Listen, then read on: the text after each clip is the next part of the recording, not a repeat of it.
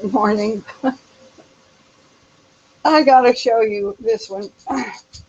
This is the kitten who's was born with her intestines on the outside of her abdominal cavity. She is a handful. This is the worst kitten I have ever had. Really, sassy, sassy. Anyway, she's still alive. I just wanted to let you know. And the vet decided to put off her repair surgery for that massive hernia until she's bigger. And meanwhile, I'm just dealing with it. The other kitten, Edward, who is here in my room for hospitalization, is also doing very well. He could go to a new home. I don't want him to go. He, can't just go out now and be a barn cat. He needs a family. So the thing with the kittens goes on. I think Jenny has 2 litters of kittens in the milk room. These kittens have feral, semi-feral mothers who have these litters of kittens out behind the barn or some god-awful where. And when Jenny finds them, she and Mike kennel them up in the milk room in the barn so that the kittens can be tamed down and, eventually placed somewhere. And if they cannot be placed, then they need to be neutered or spayed or whatever before they go back out in the general cat population. This is the only way to keep the population under control. And right now we're doing pretty good. There is only about 50 cats in the barnyard. And I think we have 6 in the house, counting these 2 kittens that are in hospital right now. All right, just saying.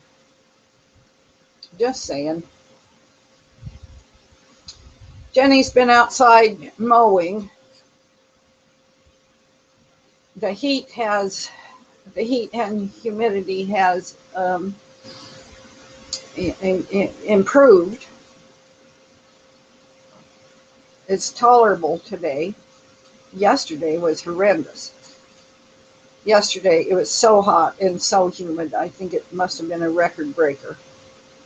And for whatever, God only knows the reason for this. But yesterday, in the very worst of this heat episode, Jenny got the idea that she was going to fix the upstairs toilet. Oh my God. So she had to have Mike help her.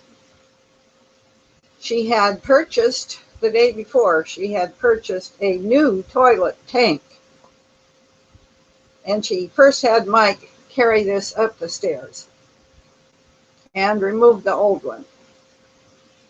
So they got they tried to install the new tank, but it wouldn't fit.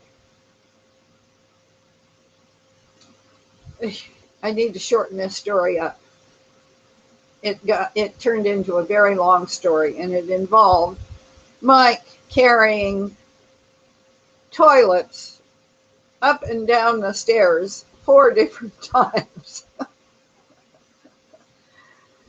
And in the end of this, you got to understand, this house is very old, 125 years old. And the existing plumbing toilet that was in the old bathroom had been in there since time immemorial. I asked Mike if he knew how long. And he said decades and decades. It had been there all his life, and they had always had problems with it. And, you know, it was just something that people lived with. Well, Jenny wasn't going to live with this. She wanted the damn thing fixed. Picked the hottest damn day of the year to do it. Mike is a big guy. The bathroom is small. It has a low slanted roof, lower and more slanted than the roof in here. He could barely stand up in there.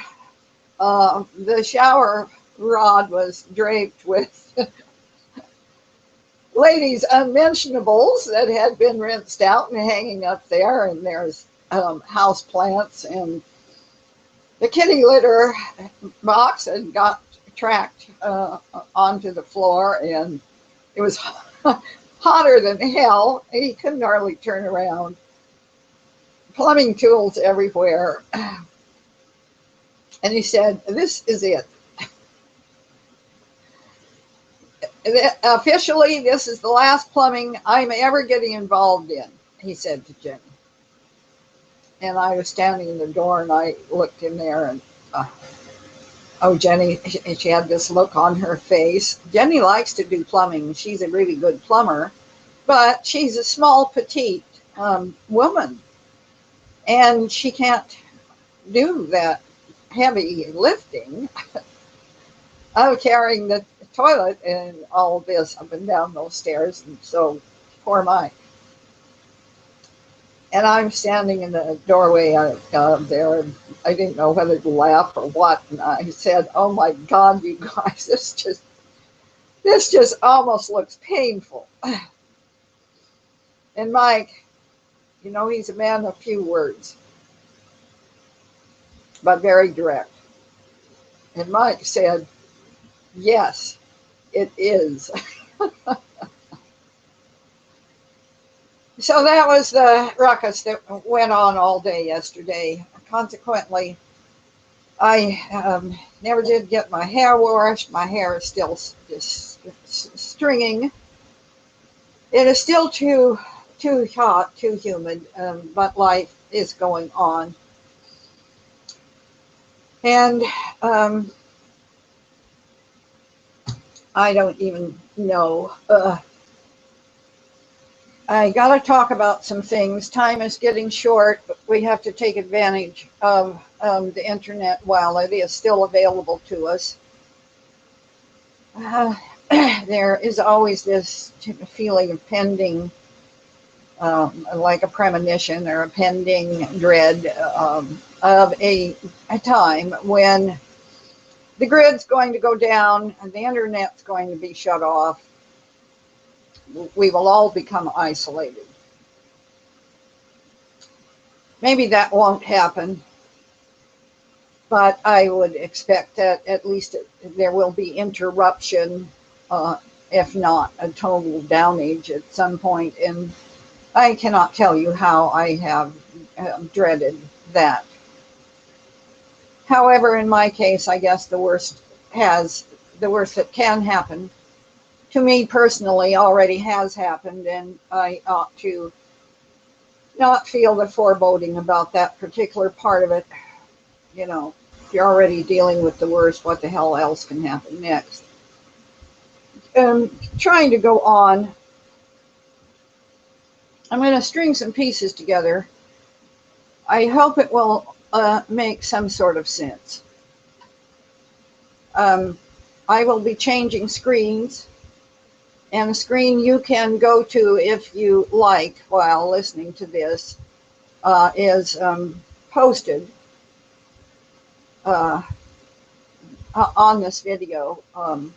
It's the link to my blog and to the article that I will be discussing. I wanted to do this last night, but my energy was too low and I didn't think I could get it together. You know, I never think I can get anything together anyway. So, changing screens. I'm going to talk about a little bit of another kind of It's related, but not seemingly directly. Let me get this screen down. Okay.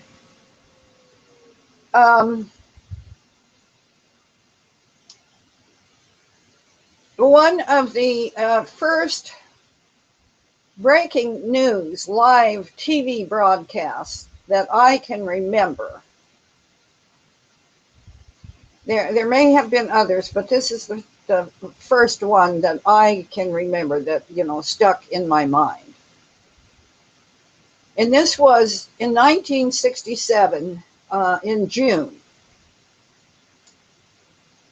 And, back in that day, it was black and white television with rabbit ears.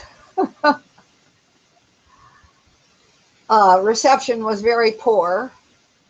Often you had to wiggle the rabbit ears, and I think we got 3 channels. And this was early days of TV, 1967. And I was young then, and I had several young children. I believe my firstborn was 5 or 6, somewhere in there. And the first breaking news broadcast was near real-time live footage of the Israeli 6-day war. This was very dramatic. All eyes were attracted to this. I remember my sister and I watching this. We were just absolutely stunned. The 6-day war also was called the June War, or it was also known as the Third Arab-Israeli War. It was a brief war that took place in June, the 5th through the 10th in 1967, and was the third of the Arab-Israeli wars. Israel's decisive victory included the capture of the Sinai Peninsula, the Gaza Strip, the West Bank, Old City of Jerusalem, and the Golan Heights. The status of these territories subsequently became a major point of contention in the Arab-Israeli conflict. I remember black and white scenes of the desert, of tanks in the desert being bombed and blown to bits by warplanes flying overhead.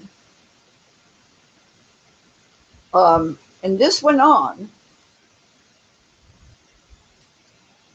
for the 6 days. The American public was really interested in this. I remember this is gone way off the subject, but I remember in the same time frame, some of the TV shows that were popular was something called Lost in Space, and it was about this Swiss family, Robinson, that lived on a satellite or something. Anyway, I see that was probably a forerunner to Star Trek and all of that. And there was a cartoon that featured Roger Ramjet. And he was a new agey cartoon figure that had some kind of a rocket backpack thing that propelled him around. I can't remember what else was on, but anyway, 1967.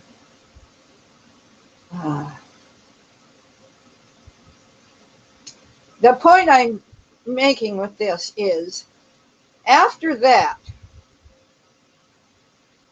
a thing that was featured prominently in the nightly news for decades afterwards had to do with the conflict between the Arabs and the Israelis, the Arabs and the Jews. It wasn't long, I'm sure, before the American public lost all interest in the Arabs and the Jews. Nonetheless, it was put in our faces by Walter Cronkite and Dan Rather and, them guys, night after night after night. Like Mike said about the toilet, for decades and decades. The conflict between the Arabs and the Jews, the Arabs and the Israelis.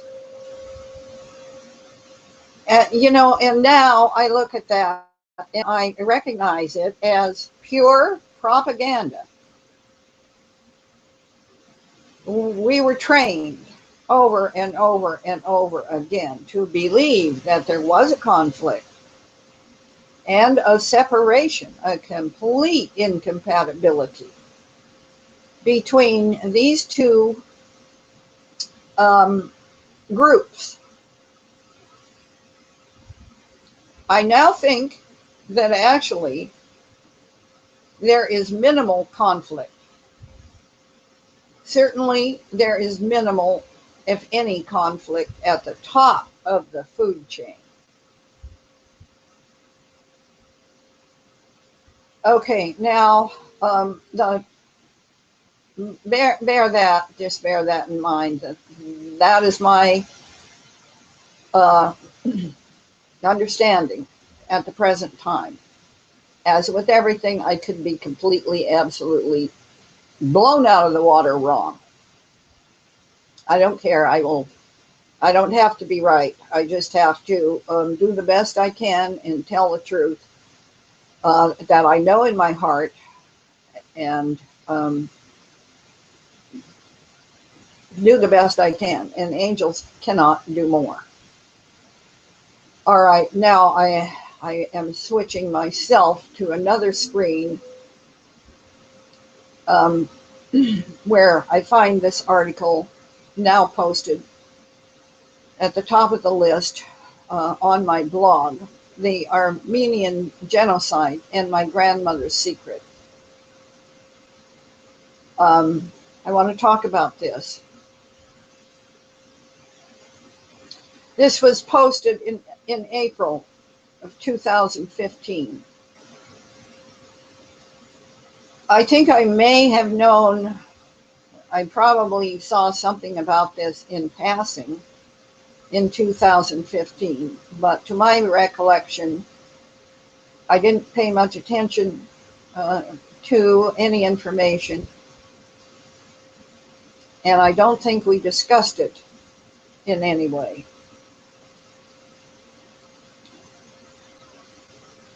But this was posted in that time frame, April 2015.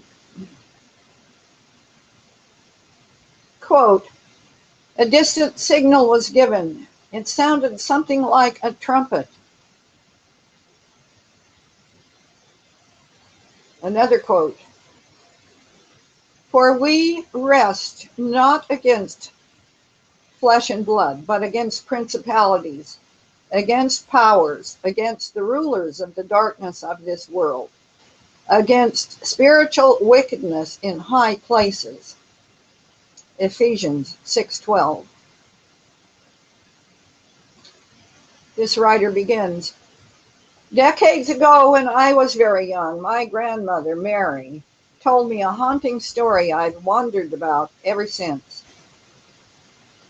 As I sat in the kitchen of her cozy little home in Bethesda, Maryland, eating her delicious homemade bread and talking about a frequent topic, the Armenian genocide, which she and my dad, as a little boy, had barely survived, she shared with me the following enigma.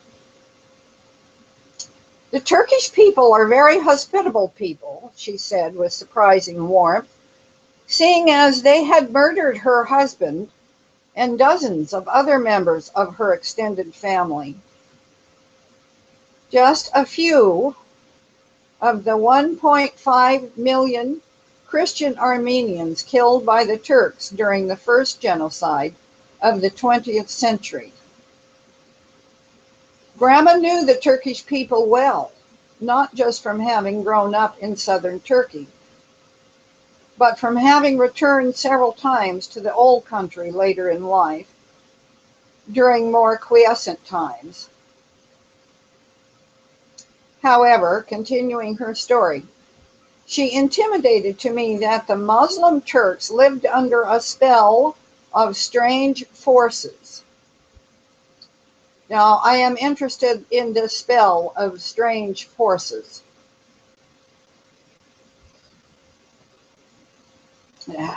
Going on. They were very hospitable and would invite you in, she said. But if a distant signal was given, it sounded something like a trumpet. Then they would instantly change and would attempt to harm you. Yet, if the signal sounded again, they would immediately switch back to normal.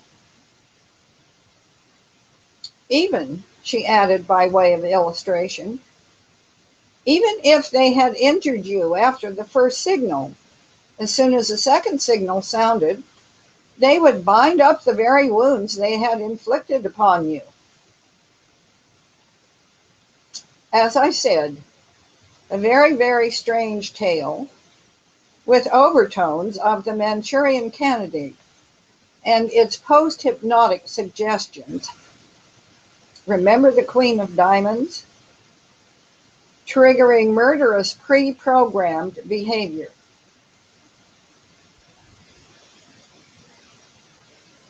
That story, so pregnant with hidden significance, has remained gestating in my mind for all these decades since my grandmother matter-of-factly shared it with me over her kitchen table. It has piqued my interest, especially in recent years, as I have endeavored in my writing to sort out and make some sense of a world so powerfully controlled by dark forces. Since today, April 24th, 2015, officially marks the 100th anniversary of the Armenian genocide, let's delve into my grandmother's mystery story and see where it leads. First, it's necessary that I briefly summarize my family's personal experience during this terrible period.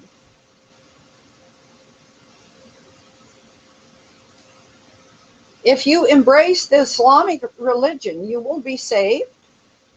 That's in bold.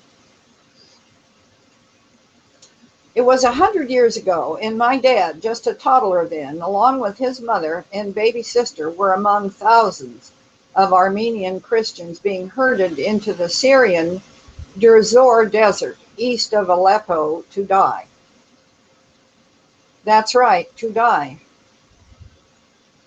Now, you all are aware that there is a huge embattlement taking place in Aleppo, ongoing as we speak, today, going on. That's right, to die, forced into such a miserable and dangerous trek. The plan was that exposure, hunger, thirst, bandits, or marauding soldiers would get the job done one way or another. As for my father's father, a physician, he had already been forced into the Turkish army against his will to head a medical regiment to tend to the Turkish soldiers' injuries. One of my earliest recollections, I was not quite 3 years old at the time. My dad told me shortly before he died in 1988, was that the wagon we were in had tipped over. My hand was broken and bloody, and my mother was looking for my infant sister who had rolled away. The next thing I remember after that, Mother was on a horse holding my baby sister and had me sitting behind her saying, "Hold on tight or the Turks will get you." The three of them rode off on horseback, ending up in Aleppo, one of the gateways to the desert deportation and certain death. Once there, my always resourceful grandmother Mary bluffed her way into getting an audience with Aleppo's Governor General. Seeing as her Armenian doctor husband was in the service of the Turkish army, albeit by force, she played her one and only card, brazenly telling the Governor General, "I demand my rights as the wife of a Turkish army officer." "What are those rights?" "I want commissary privileges and 2 orderlies," she answered. Granted. By thus boldly deceiving the not too bright Turkish politician, Mary avoided the unthinkable, saving not only her own life and those of her son and daughter, but also the lives of her husband's 2 brothers, whom she immediately deputized as orderlies. The group then succeeded in sneaking several other family members out of harm's way, and my grandmother kept them all from starving by obtaining food from the commissary. Thus was my family spared, although my father's infant sister was unable to survive the harshness of those times and died shortly thereafter, and my grandfather, Simeon Kupelian, was executed along with other Armenian doctors by a squadron of Turkish gunmen. On finally returning to their beautiful home in Marash in southern Turkey a couple of years later, Mary and son Valet, who was then about 6, found it had been ransacked. Their fine tapestries had been pulled off the walls, ripped and urinated on. Everything that could be carried out had been stolen, and everything else had been deliberately broken. Even every last pane of glass in the French doors was broken, and the drawer handles all destroyed. Eventually they escaped and made their way to America. That was my father's side of the family, but on my mother's side, things were just as bad. In 1909, my great-grandfather, a Protestant minister named somebody, forgive me, I'm not going to try to pronounce it, was traveling to the major Turkish city of Adana to attend a pastor's conference. Today, Incirlik Air Force Base, used by the United States Air Force, is 5 miles east of Adana. But then, under the Ottoman Caliph, Abdul Hamid II, ethnic cleansing was the order of the day. Here's how my maternal grandmother, Anna Paulson, daughter of Stelanios, told the story. Going back just a second. We know that at this moment, as we speak, on Incirlik Air Base, United States Air Force Base in Turkey, is being apparently jointly held by Turkey. I am sure there are NATO forces involved, and there are 1,500 Air Force servicemen in place. And the last week's recent alleged coup, some kind of action on the part of the Islamic Republic of Turkey, has wrapped that United States Air Force Base in a situation. There is much information related to this posted on my blog. I'm just saying that that is an issue that is happening in real time at the present. Returning to this story, here's how my maternal grandmother, Anna, told the story. Some of the Turkish officers came to the conference room and told all these ministers, there were 70 of them, ministers and laymen and a few wives, quote, if you embrace the Islamic religion, you will all be saved. If you don't, you will all be killed. My great-grandfather, acting as a spokesman for the ministers' group, asked the Turks for 15 minutes so they could make their decision, according to my grandmother's account. During that time, the ministers and their companions talked, read the Bible to each other, and prayed. In the end, none of them would renounce their Christian faith and convert to Islam. And then, Anna recalled, they were all killed. They were not even buried. They were all thrown down the ravine. Underlined and in bold in this article, it's the question many ask when contemplating the Armenian genocide on this, its official 100th anniversary. Could the Islamic world, now 1.5 billion strong, again turn on its Christian neighbors in a massive way, as it did so horrifically in Turkey during World War I? Ladies and gentlemen who are now listening to my voice, I think that this is the essential question that we must all address. All of us in the truth movement, all of us in the patriot movement, all of us anywhere must address this question, and we must find a positive answer. Going on. The only reason we know any details of this particular massacre, she said, is that one victim survived the ordeal. One man woke up. He wasn't dead, my grandmother said. He woke up and he got up and he said, brethren, brethren, is there anybody alive here? I'm alive. Come on, let's go out together.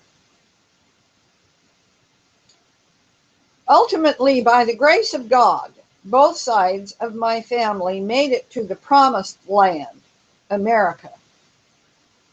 And eventually my father met and married my mother, and that's how my brother, sister, and I were blessed to come on the scene. Now, back to my other grandmother, my grandmother Mary's strange story.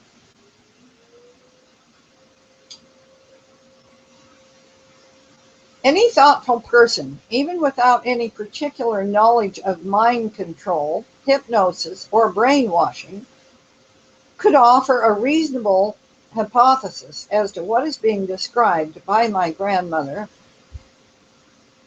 The actors are clearly people who have somehow been deeply programmed, and the trumpet-like signal is a trigger, a post-hypnotic suggestion initiating the pre-programmed behavior.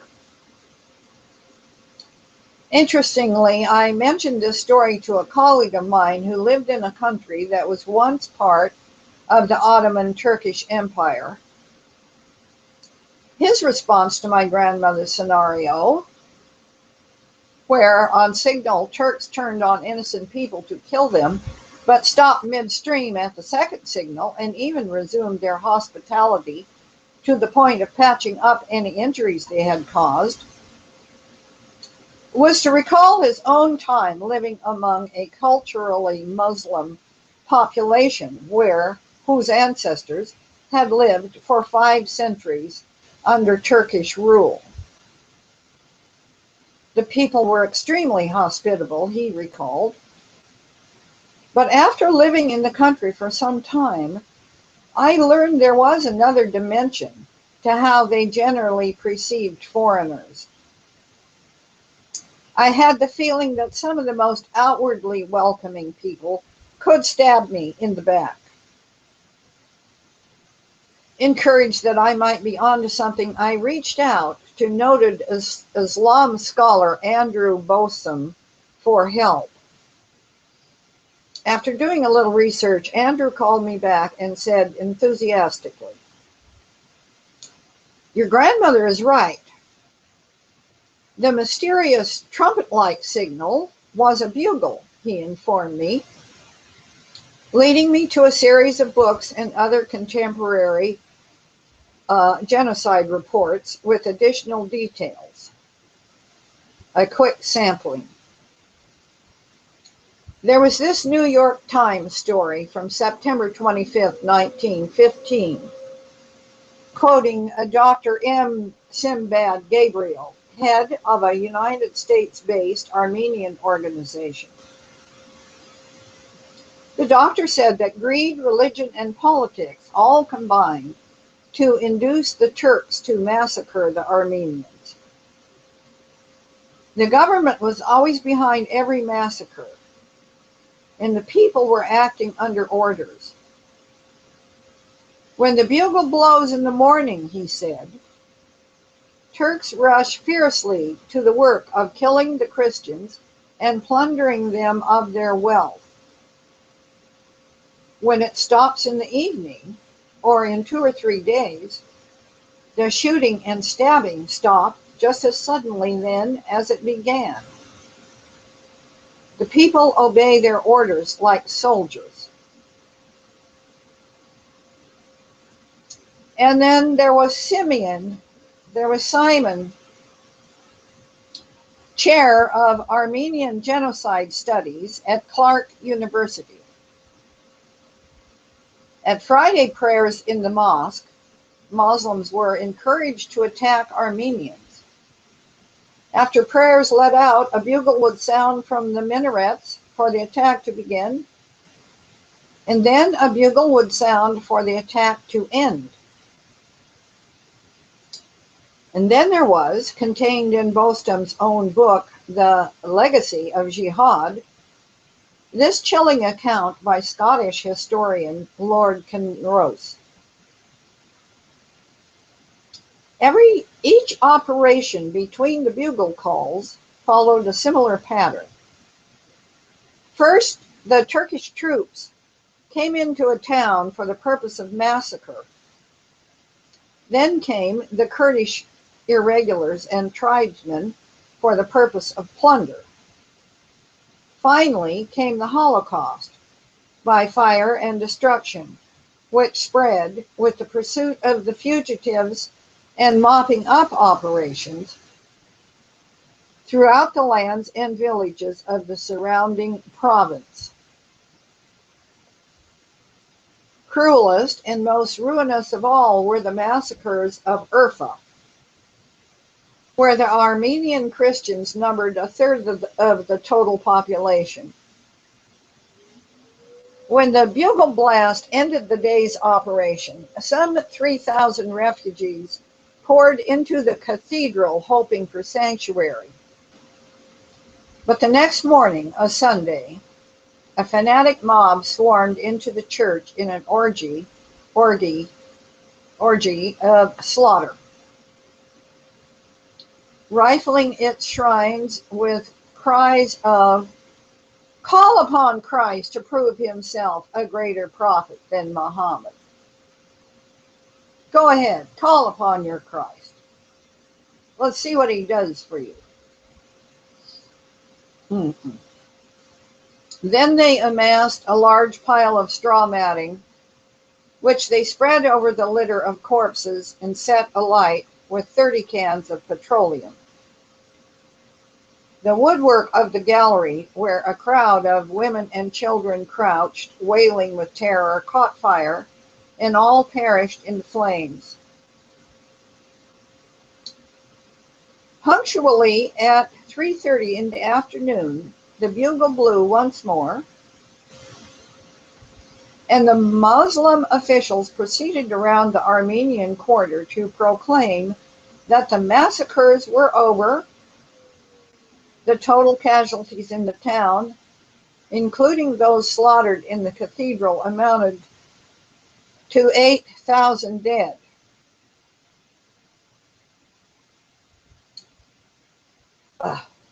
Superficially, one might conclude such narratives are depicting normal, albeit horribly brutal, military operations where soldiers are coordinated in their advances and retreats by bugle calls.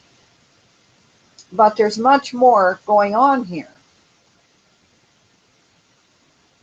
I've read accounts, Andrew Bostom assured me, of a call to arms where Muslims would show up at residences, people who lived with neighbors for a decade or more and engaged in indiscriminate slaughter. Really? Living and sharing with your neighbors for years? Borrowing sugar and olive oil when you ran short, and then suddenly turning on them in a frenzy of indiscriminate slaughter? Doesn't sound exactly normal to me.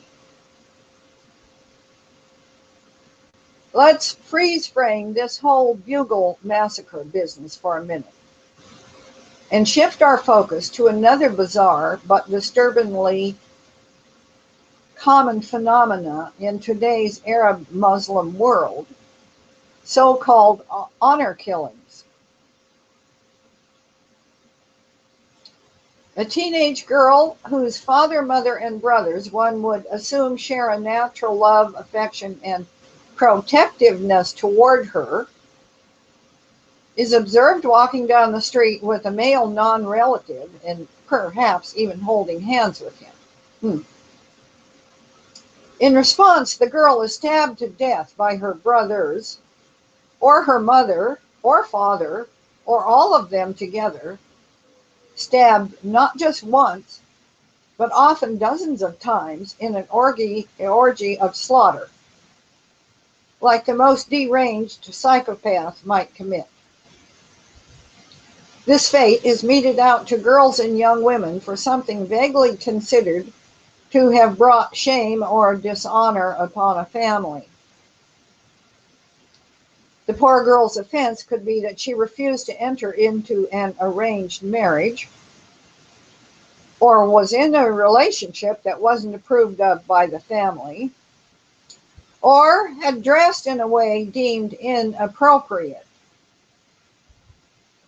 Even failing to serve a meal on time, even being a rape victim, all have been occasions of honor killings. Amnesty International has reported on one case in which a husband murdered his wife based on a dream that she had betrayed him, reports National Geographic. In Turkey, a young woman's throat was slit in the town square because a love ballad had been dedicated to her over the radio. Such monstrous, bizarre, and outrageously unjustified and unprovoked murders of innocent girls by their own family members occur at least 5,000 times annually, according to the UN. But that number is considered low due to underreporting. And also, the UN cannot be regarded as a truthful reporter going on. BBC reports that some victim advocate organizations suspect that more than 20,000 women are killed worldwide each year via honor killings. Now, what do the bugle-signaled mass slaughters of the Armenian genocide and today's Islamic honor killings, and for that matter, the crucifixions and beheadings and burying alive of Christian believers by ISIS zombies have in common? You know, the American public, by and large, has no awareness. There's no real awareness at all that crucifixions, beheadings, and burying alive of Christians is presently taking place on the planet in today's world anywhere. I remember when I first started seeing reports or hearing of these things, and it was hard for me to accept that that could be possible. I had a real denial syndrome over my head on that one. I could not believe that that could really be possible. I thought it, oh, people are just, hyping that.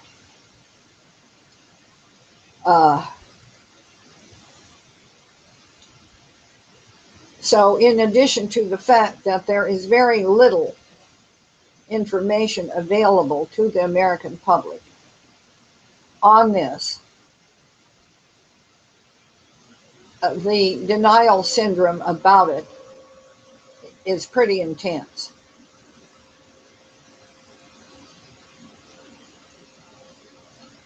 So this is information that has got to come forward somehow. Okay, going on.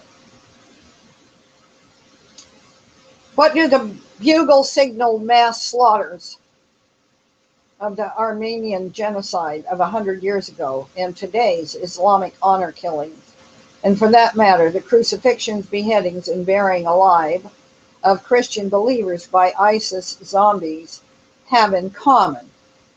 What's the commonality? All demonstrate an extreme level of pre-programmed murderous conditioning to be called forth by a post-hypnotic suggestion.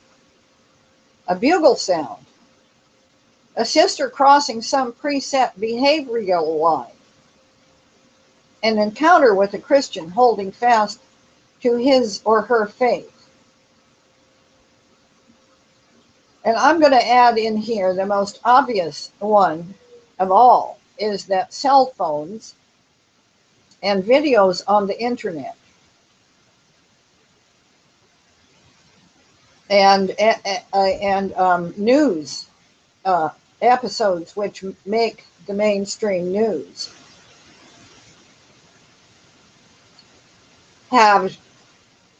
are serving now in the stead of a bugle sound. That's how they're getting the bugle sound. It's cell phones, it's videos, it's the internet, it's the mainstream news. Easy. Going on. How could such Manchurian candidate-like conditioning possibly be accomplished, you might ask? Did somebody send teams of Russian scientists schooled in Pavlovian conditioning over to the Middle East to hypnotize millions of people in giant laboratories? You know, the guy is grasping at some impossible scenario. How in the world did this happen? Of course not. But Pavlov did not invent Pavlovian conditioning. This is a key point, you guys. Pavlov did not invent Pavlovian conditioning. He just recognized the pre-existing principle and codified it into a psychological, physiological theory.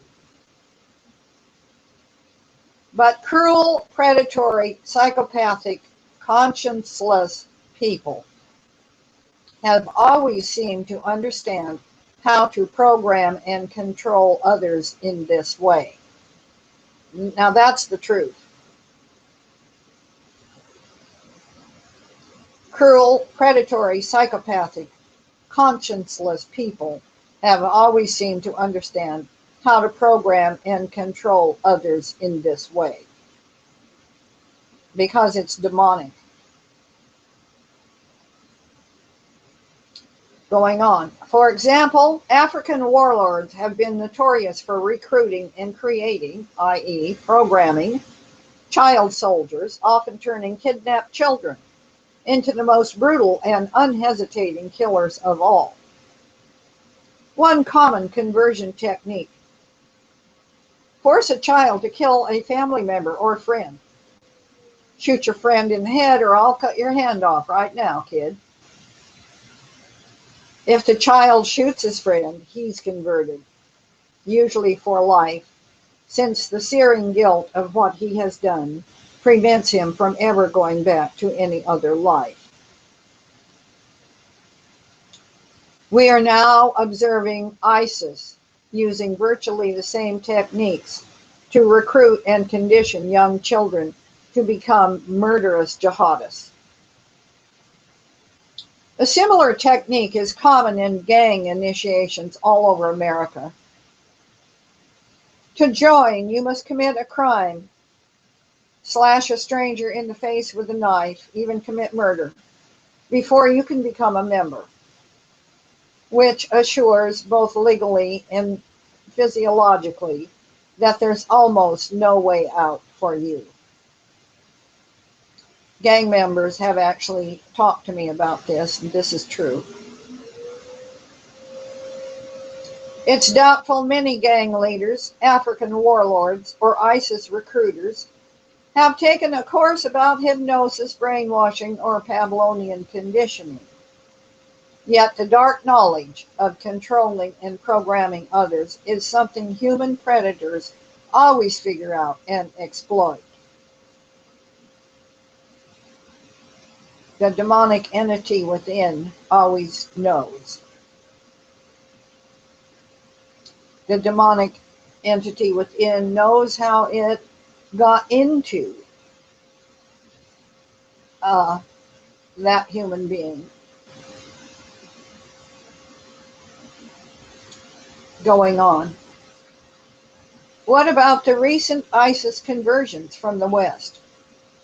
All those young men and women from the US and Europe, persuaded by cool ISIS recruitment websites to leave the freest nations on earth and head to war-torn Syria to become cannon fodder or sex slaves. Such recruiting is not difficult to accomplish. I don't know how much of that is happening. I think the recruitment is going the other direction. But I guess there have been some incidences of this going on. ISIS is the biggest, baddest gang in the world. And gangs appeal strongly to extremely angry, rebellious, and often fatherless children. Enraged young people have been abandoned, betrayed, or exploited, or who believe they have been, full of fury and desire for vengeance, who have lost everything and feel they have nothing more to lose, such as those are easy prey for recruitment pitches promising fulfillment, identity, family, adventure, glory, and revenge. And remember that in addition to all of this, which is also correct information, we are now aware that most, if not all, little boys are sodomized by older men in the Islamic culture. We know that little girls have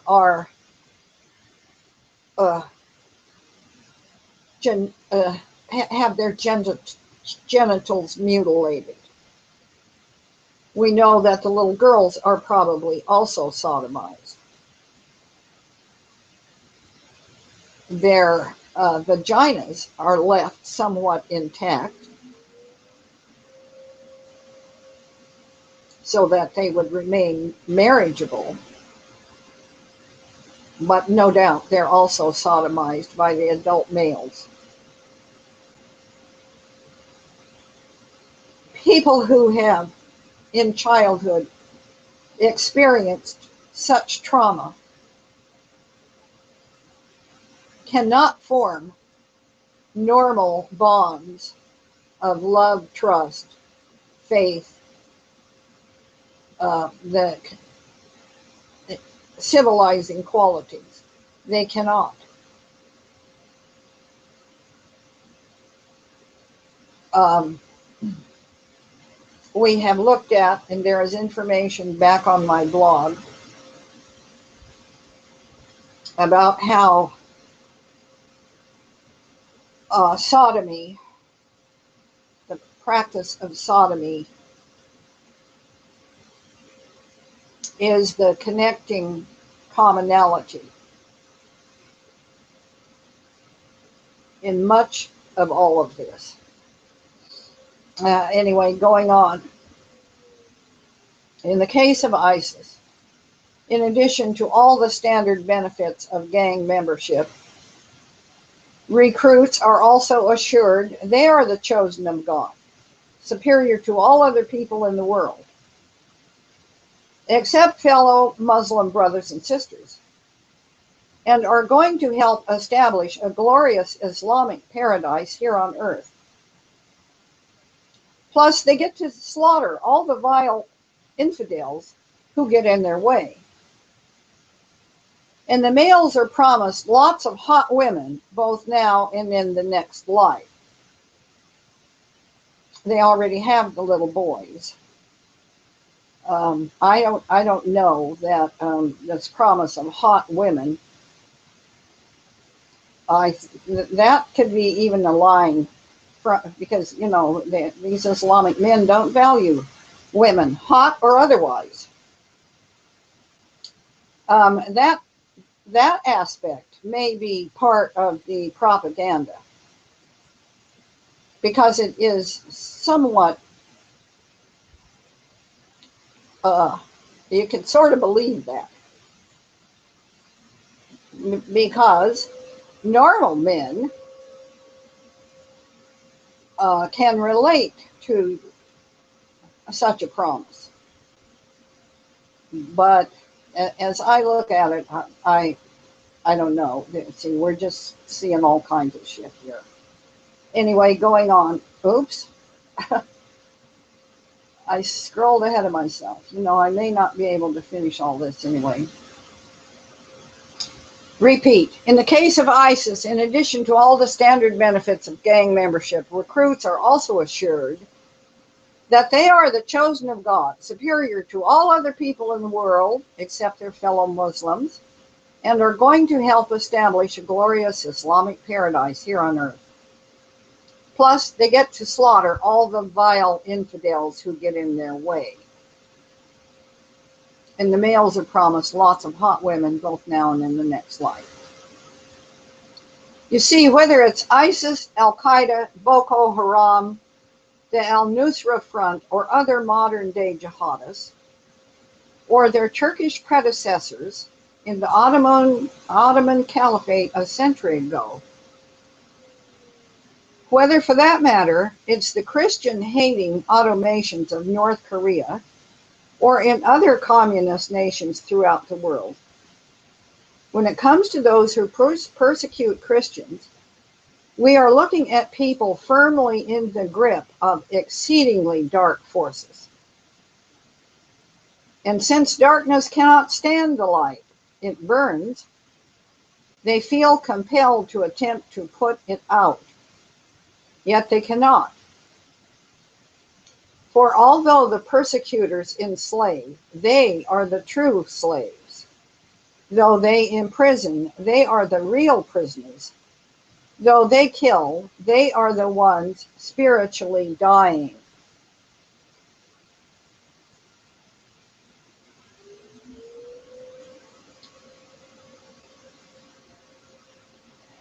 Remembering. So now the whole world is commemorating the 100th anniversary of the Turkish genocide of the Armenians.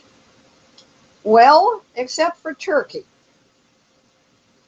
After a century of denial, Turkey has never even acknowledged that this monstrous genocide of 1.5 million Christians ever occurred.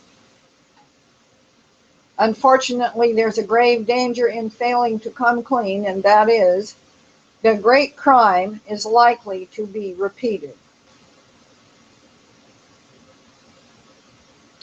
Okay, I don't know how long I've talked, but there is at least half of this article yet remaining, and I think that it is prudent to stop at this point, and I will pick it up the next time I speak. Meanwhile, those who are interested will have the opportunity to review the material on my blog.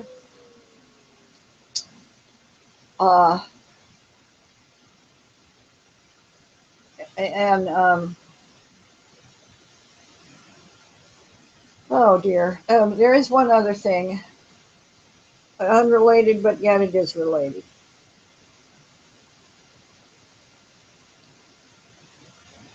We know there have been other genocides. There was genocide of most of the indigenous population of North America, both in the territory we now call the United States, and in Canada. That genocide was engineered by the governments at the time, European governments at the time, and fronted by the Catholic Church at the time. I presently live in the great I live upon the Great Plains of North America, in an area that was once widely inhabited by American Indians, Sioux tribe among others, many tribes, Dakota, Lakota, the Sioux people. And I can guarantee you, from looking out my bedroom window here in my upper room in this old farmhouse, that nobody who lived on these plains 300 or 400 years ago could have possibly imagined a globe Earth model. No. Mm-mm. The Great Plains are flat and extend for hundreds and hundreds of miles in all directions. My current location is at about 1,400 feet above sea level, and the earth is flat. No one among the native peoples who lived here would have ever, under any circumstance, conceived of a globe Earth model. In the old folklore, old Indian myths, the continent is often referred to as Turtle Island. It was known to be ringed somehow with water. It was an island. It was visualized as flat and floating on the surface of flat water.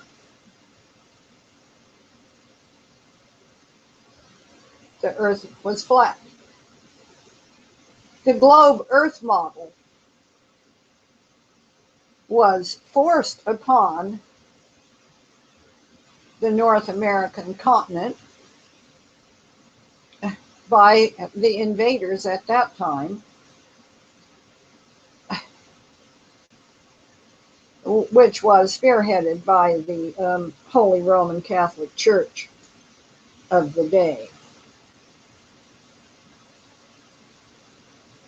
Okay.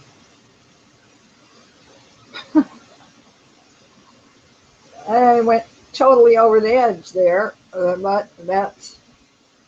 all